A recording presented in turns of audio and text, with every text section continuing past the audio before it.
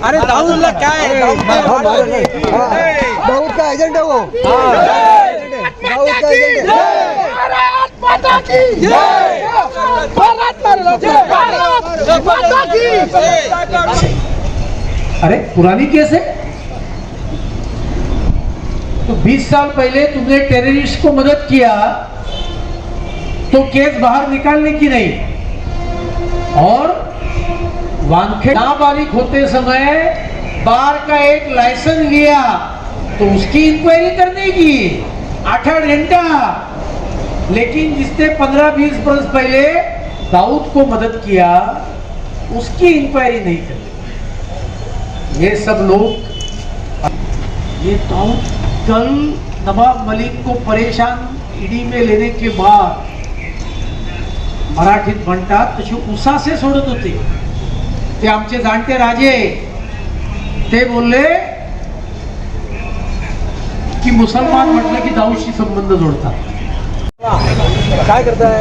अरे सगळ्यांना कशाला पण काय गुन्हा केला? गुन्हा काय केला?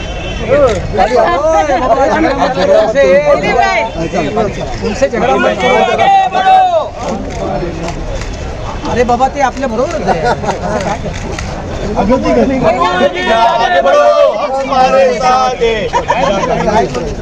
चला अरे दादा पार्टी है ना तो यार चलो चलो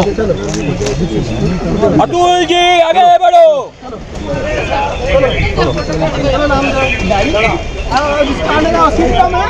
जिसको जाना जाओ। देशद्रोही नवाब मलिक और उसको संरक्षण देने वाली राष्ट्रवादी कांग्रेस महाविकास आघाड़ी की सरकार, इनके खिलाफ हमारा ये संघर्ष था। उनको जोड़ो मारे, उनकी प्रतिमा को जलाने का ये कार्यक्रम था। और मैं उद्धव ठाकरे जी को ये कहूँगा कि देशद्रोही के साथ आप, उसके मिनिस्टर के साथ आप बैठे हैं, जांच पूरी होनी चाहिए और इंडिपेंडेंट जांच भी आपने करनी चाहिए, नहीं तो हमारा ये आंदोलन चलता रहेगा। तो आपकी मांगे क्या है कि उनकी?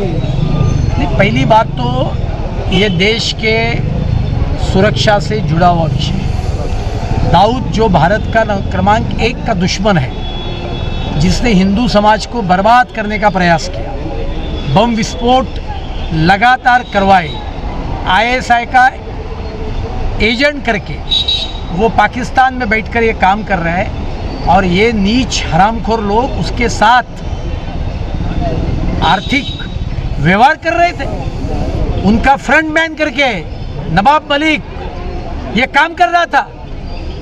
दाऊद के एसोसिएट्स की प्रॉपर्टी टाड़ा में जब्त न हो, इसके लिए उनकी प्रॉपर्टी नवाब मलिक खुद के नाम पे किया।